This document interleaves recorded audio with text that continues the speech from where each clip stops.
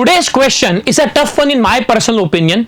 If you can solve this one within 5 minutes, then you are ready to crack any exam. So let's come to the question. 40 teams play a tournament in which every team plays every other team exactly once.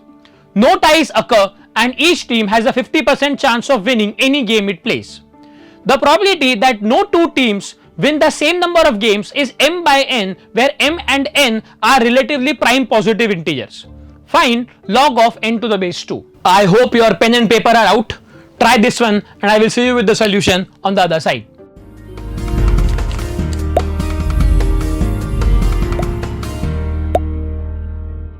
A lot seems to be happening here.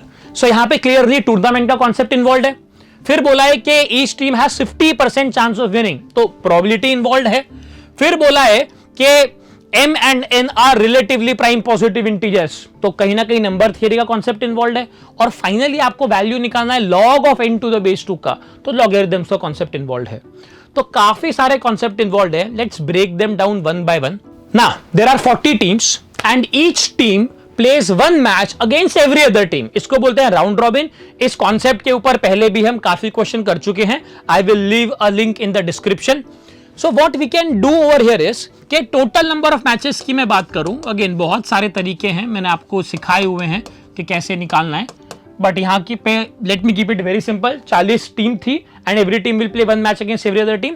तो total number of matches will become 40C2 and 40C2 is nothing but 780. ठीक है. अच्छा, अब क्या बोला है कि each team has a 50% chance of winning. So if there is a match between team A and team B, both the outcomes, team A winning the match और team B winning the match are equally likely. tie तो allowed ही नहीं है. ठीक है, clearly लिखा है no ties occur. तो इसका मतलब ये हो गया कि every match can have two possible outcomes. ठीक है.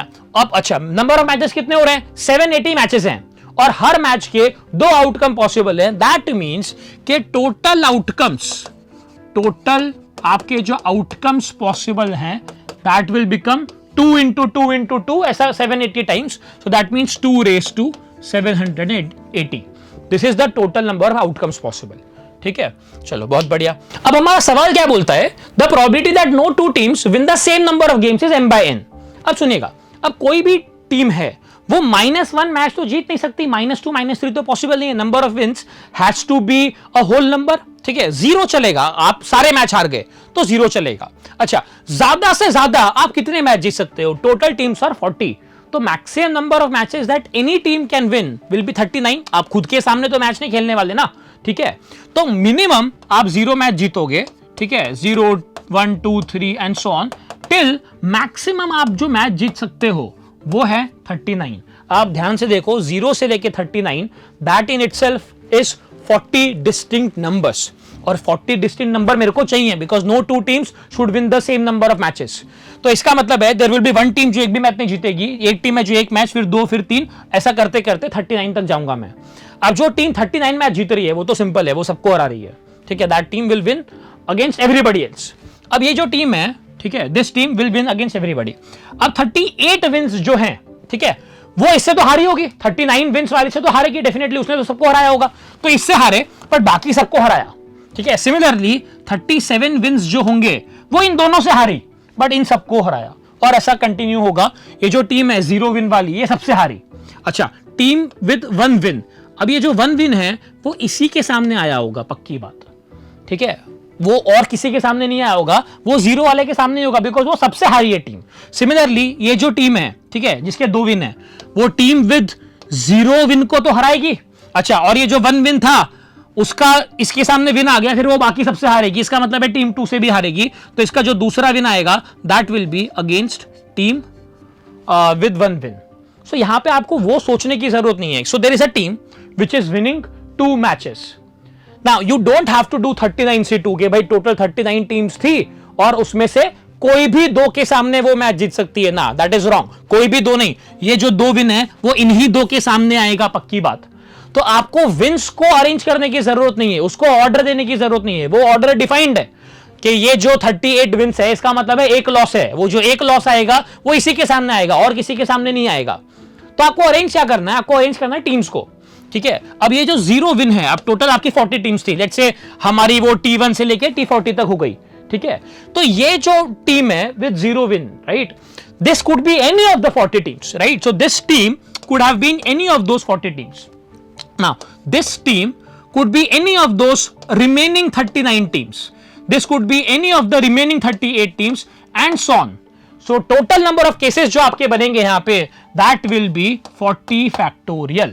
So 40 factorial will be the number of cases जहाँ पे there are no two teams ending up with the same number of wins. I hope I am clear with this concept. Whenever you are confused, मैंने आपको पहले ही बताया है, बड़े value छोड़ के आप छोटे वैल्यू पकड़ लो, आप 3 टीम ले लो, आप 4 टीम ले लो, और वहां पे आप खुद ही अरेंज करके देखते तो आपको दिख जाता कि भाई 3 टीम थी तो 3 फैक्टोरियल आ रहा है, 4 टीम है तो 4 फैक्टोरियल आ रहा है, और आप क्लियरली पैटर्न बना पाते कि भाई 40 टीम पे 40 फैक्टोरियल हो जाएगा. So number of cases where no two teams end up with the same number of wins will be 40 factorial. This has to be divided by total number of cases, so that is nothing but 2 raised to 780. अब 40 factorial में 2 का power देखना पड़ेगा कि भाई 2 का power कितना है. तो 2 का पावर कितना आएगा, 20 plus 10 plus 5 plus 2 plus 1, that is 2 raised to 38. तो 2 raised to 38 आता है यहां पे, वो निकाल दो आप, ठीक है. So that will cancel out. So there will be some prime factors P1 P2 P3 ऐसे कुछ प्राइम फैक्टर बचेंगे, और डिनोमिनेटर में बचेगा 2 raised to 780 में से 38 निकाल दो.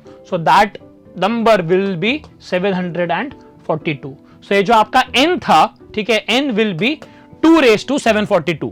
अब मेरे को पूछा है find the value of log of base 2 and n is 2 raised to 742. I don't need to explain answer क्या आएगा. Your answer will be 742.